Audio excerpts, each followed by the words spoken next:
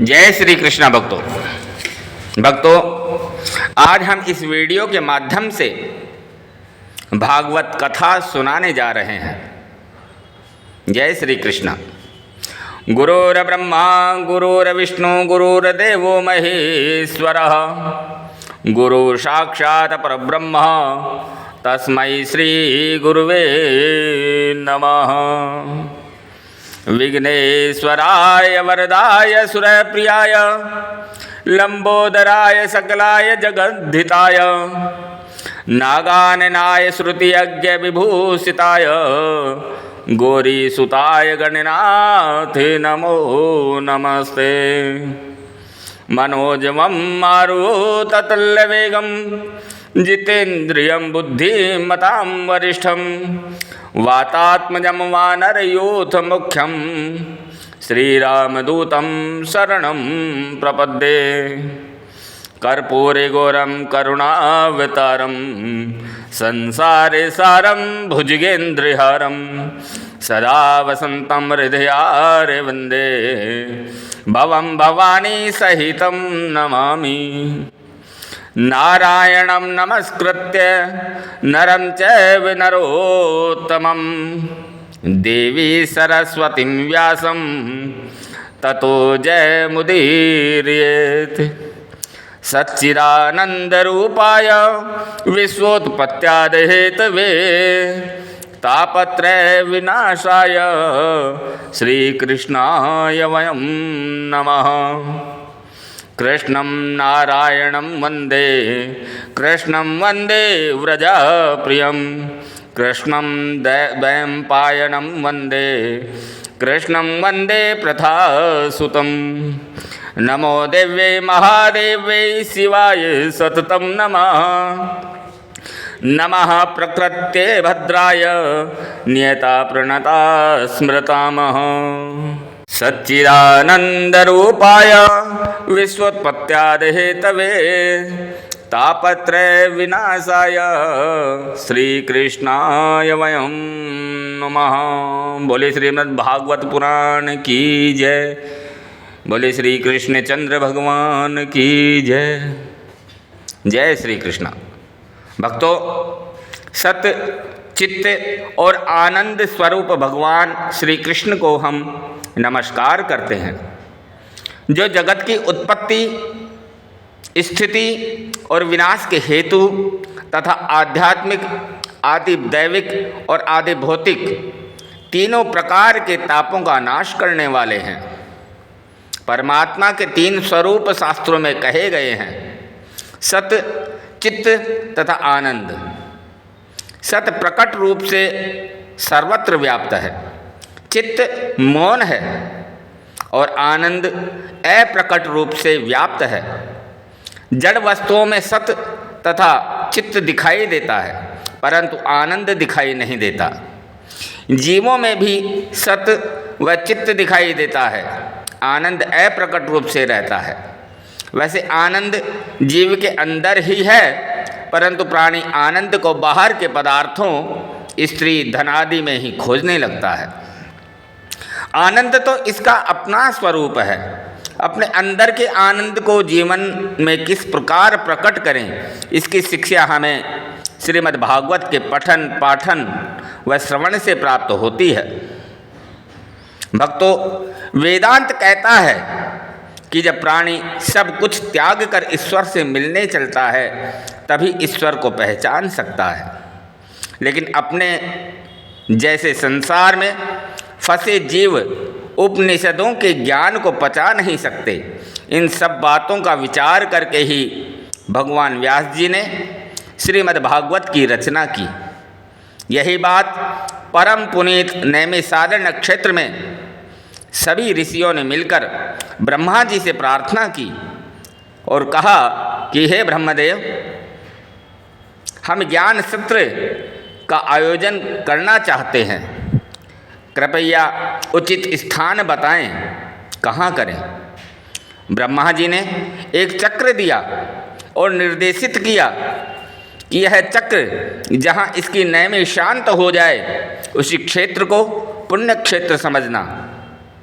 और भक्तों, वह चक्र चलता हुआ भारतवर्ष के उत्तर प्रदेश के सीतापुर जिले में शांत हो गया। तभी से उस स्थान का नाम नैमिषारण्य हो गया और आज वह एक बहुत बड़े तीर्थ स्थल के रूप में उपस्थित है। श्री सूत जी महाराज व्यासासन को अलंकृत करते हुए श्री हरि की अमृतमयी कथाओं के रसास्वादन में कुशल श्री शौनकादि ऋषियों के समक्ष वर्णन करते हुए कहने लगे कि कलयुग में प्राणियों का घर बार त्याग करके जंगल में जाने की आवश्यकता नहीं है। जंगल में जाने से ही परमात्मा मिलता हो ऐसा कोई सिद्धांत प्रतिपादित नहीं है। गोपियों ने घर छोड़ा, न वन छोड़ा, न वन में गई, न घर नहीं छोड़ा, वन में नहीं गई, फिर भी उन्होंने भगवान को प्राप्त किया। ईश्वर प्राप्ति के निमित्त भाव की महत्ता विशेष रूप से प्रतिपादित है। भाव प्रधान जीवों को ही गोविंद कल्याण करने को बाध्य होते हैं। भक्तों, सबरी ने कहाँ पर वेद पढ़े, गोपी कब गई पाठशाला, गजराज ने कहाँ पर मंत्र पढ़े, कुब्जा ने चंदन घिस डाला। भक्तों, सबरी ने कहाँ पर वेद पढ़े थे, लेकिन फिर भी गोविंद की प्राप्ति हुई।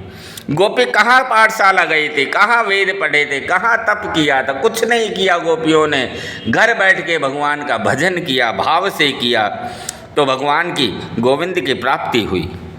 गजराज जो अपनी ताकत में मदहोश था, वो कहाँ मंत्र पढ़ने गया, लेकिन फिर भी गोविंद की प्राप्ति हुई क्योंकि भाव थे। कुब्जा ने चंदन घिसती थी, कुब्जा सुंदर नहीं थी, दरिद्री थी, फिर भी भगवान की प्राप्ति हुई। भक्तों, इन सब ने अपने मन के भाव को गोविंद में लगाया, कल्याण हो गया।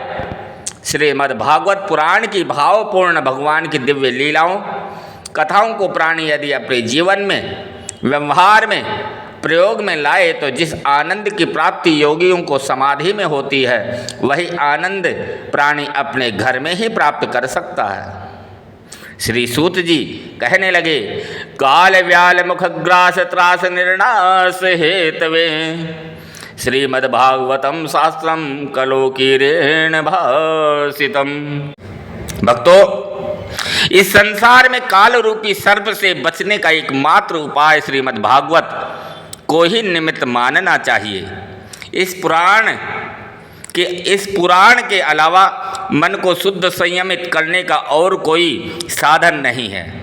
जब जीव के जन्म जन्मांतरों के पुण्य उदय होते हैं, तभी जीव को श्रीमद् भागवत पुराण के अमोघ कल्याणकारी साधनों की प्राप्ति होती है। भक्तों, इस श्रीमद् भागवत के अनुपम महत्व के विषय में व्यासासन को अलंकृत करते हुए श्री सुखदेव जी महाराज राज ऋषि परीक्षित जी को सुना रहे थे। उसी समय देवता लोग क्षुधा कुंभम गृहीत्वा वै देवास्तत्र समागमम्। तभी देवता लोग अमृतपूर्ण कलश को लेकर उपस्थित होकर श्री सुखदेव जी का अभिवादन करके कहने लगे, हे प्रभो, आप इस कथा रूपी अमृत को हमें दे दीजिए और उसके बदले में इस अमृत कलश को ले लीजिए।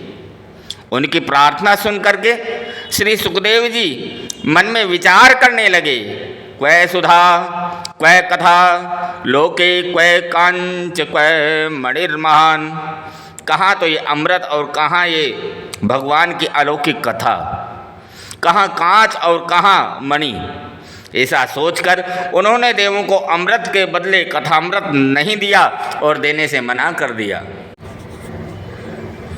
भक्तों, श्रीमद् भागवत के श्रवण से जब ब्रह्मा जी ने राजा परीक्षित का मोक्ष देखा तो उनको बड़ा आश्चर्य हुआ। तब उन्होंने तराजू के एक पलड़े में श्रीमद् भागवत पुराण को रखा और दूसरे पलड़े में भक्ति के सारे संसाधनों को रखा। जब दोनों को तोला तो श्रीमद् भागवत की तुलना में सारे ही साधन हल्के और फीके पड़ गए। जग के सब लाभ पराजित हैं संगति वाले लाभों से, स्वर्गादिक तुच्छ है तुलने पर सत्संगति सुख के बांटों से। तब तो सारे ऋषियों ने आश्चर्यचकित होकर श्रीमद् भागवत को ही भगवत रूप में स्वीकार किया। यह शास्त्र पठन श्रवण करने से शीघ्र ही मोक्ष फल देने वाला होता है। बोले श्री कृष्णचंद्र भगवान की। भक्तों, अगला भाग अगला भाग अगले वीडियो में लाइक, शेयर और सब्सक्राइब जरूर करें। जय श्री कृष्णा। श्री कृष्ण गोविंद हरे मुरारी, हे नाथ नारायण वासुदेवा।